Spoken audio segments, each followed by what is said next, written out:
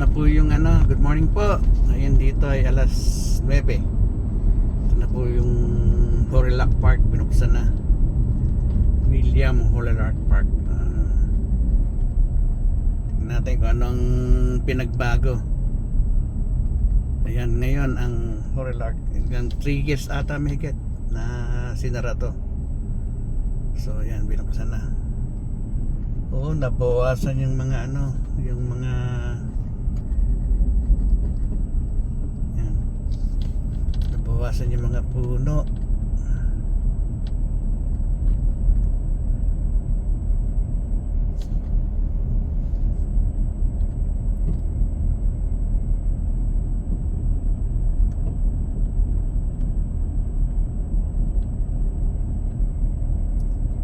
Ayan na ang pinagbago ng Horilac Park.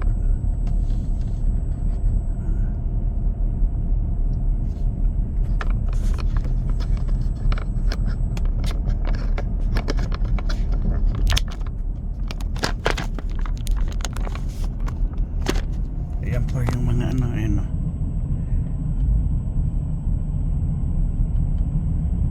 Oh, yung line pala, yung lane yan o. Ayun yung lake.